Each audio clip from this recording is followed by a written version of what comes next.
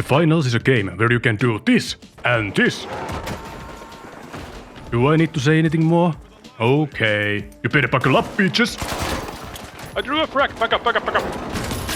Yo, nice. Yo, dudes, this is Ketsu. And today, I'm diving face first into the finals. Get ready for a free-to-play spectacle. That's a questionable mishmash of ideas, as if Overwatch and Battle Royale had a baby, while a game show watched in the corner. The best part? You only have to carry 2 other people with you. Embark Studios, the Stockholmians responsible for this captivating mayhem, have truly outdone themselves as the birthplace of unique syndromes. Stockholm's influence is unmistakable throughout the game. It's a captivating and a beautiful mess that holds players like me emotionally hostage. I simply can't tear myself away. And you know what? I'm beginning to like this unconventional captivity, finding myself drawn deeper into the addictive madness. Let's jump right in. Okei, se oli aika pieni hyppy.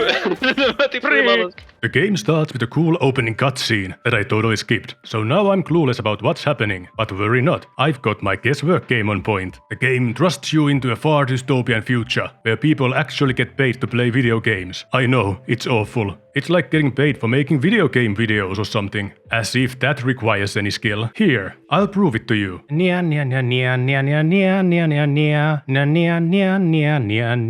It's so gosh darn easy. In the finals, you control a virtual character who's being controlled by another character. That's also virtually not real. This is what metagaming is, right? Oh no, my friends are dead. I'll save you. Ah! 5 HP. Be prepared for chaos. The fights in the finals can get downright insane. Picture yourself in a room that's being blown up, while you're also eating a flashbang. It's like trying to find your way through a carnival funhouse, blind drunk. Good luck spotting your enemies. Better sharpen that third eye or aim with the Holy Spirit. I'm not complaining, by the way. Speaking of visuals, the game's monetization model seems to be skins, a concept even my poor ass can support, because I don't have to break the bank, just to keep up with the others. I'm only missing out on the swag, but then again, I am missing out on the swagger, and that, my duderinos, sucks big time. Thankfully in the beta version, I could go all out and unleash my stupidest desires. Imagine you outfitted your squad seriously, with care and Juni energy. Then you get bodied by these guys. About the maps, you can blow them up, all of it. They've gone all out with the arenas and created fantasy maps like Seoul and Monaco that are not real places. It's a smart move, ensuring they don't trigger anyone. I'm going to beat the Sonic coins out of you!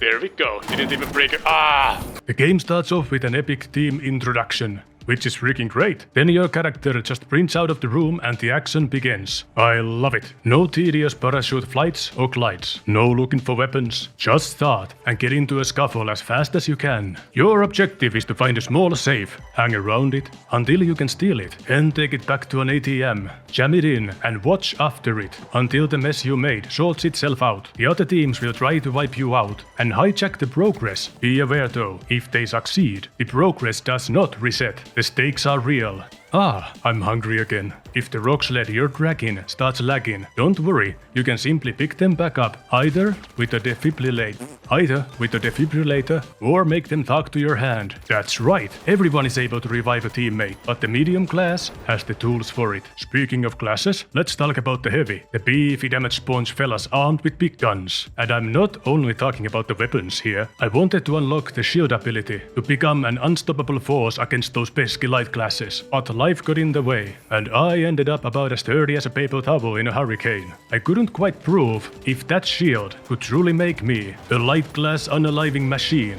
Maybe next time, when I'm not busy wondering if being heavy is just a state of mind. Speaking of which, the light classes, the masters of sneaky shenanigans, they can go invisible, prowl around, and give you a few love taps with their weep sticks when you least expect it. It was such a thrill to have your fun abruptly ended by a stealthy surprise struggle snuggle. Sadly, I didn't get to try that delightful experience myself, but fear not, their pack of booby tricks doesn't end there. They can also grapple around the map like spider monkeys on caffeine. Grappling hooks? They're just downright silly fun. Trying to hit those nimble light little shits is like trying to shoot creatine-loaded grease-up eels while on a rocking boat that's getting blown into bite-sized bits. On top of that, they equip themselves with powerful recon tools turning information into their personal kingdom. Feeling claustrophobic yet? Once they've detected you, you'll be left in suspense, wondering what stupid plans they have up their butts. Just another day in the world of light classes, where being slippery and armed with information is the name of the game. Also sniper rifles, freaking hate them. The medium class, the utility maestro, the Swiss army knife of the team,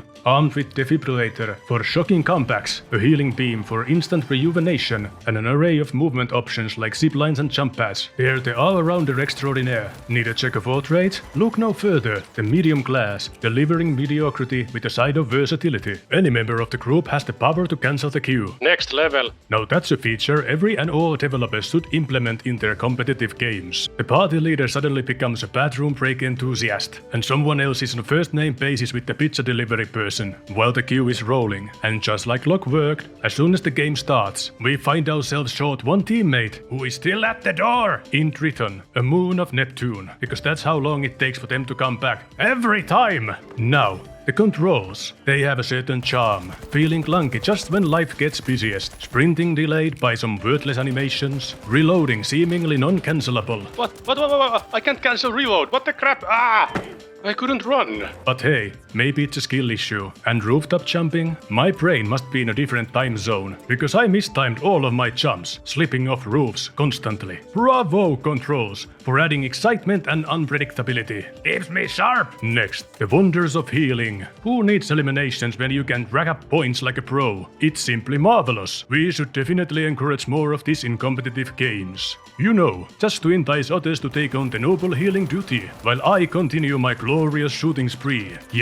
Yes, let them embrace the role of the healer, while I bask in the glory of relentless firepower. It's a win-win situation, really. When it comes to conquering the maps, we got all of these fancy gadgets like zip lines and jump pads, like mentioned before. But wait, there's more. Embrace the tick. Need to reach the point beneath you. No sweat, just drink your protein shake, flex those glutes and launch yourself up on the roof, like a swollen ninja, turning that troublesome roof into a skylight. What gets you? What if the point's over you? Fear not, we're not outsmarted yet. Just throw a rocket at it, blasting the floor under it along with your enemies, who you just outsmarted with sheer brawn. Who said intelligence is key? Who needs it? When you've got muscles and anime spirit. Stupid problems demand stupid solutions. Some walls in this game are akin to foundations, and those can't be rushed through. It somewhat makes sense. Somewhat. I begrudgingly accept this. Actually, none of the supporting elements of the church seem to break down. But worry not, some of the outer walls still do. So sacrilege is still an option. Thank dog.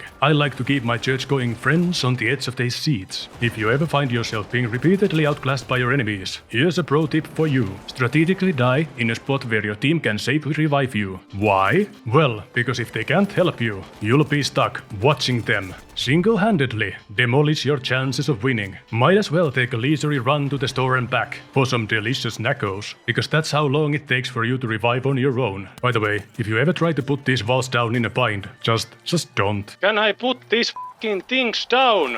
I couldn't wait to try the heavy, because I saw Soma charge through a wall like a wrecking ball. Talk about strength goals, am I right? I went to try Calorina as soon as the third game. The weight classes unlock automatically as you play. I thought that this would be the case for equipment too, but no. You need to choose which piece of gear you'd like to use. Play a couple of games to unlock it with experience, and enjoy your new toy. You can also switch what you want to unlock, and retain the experience that you've accumulated on that other toy.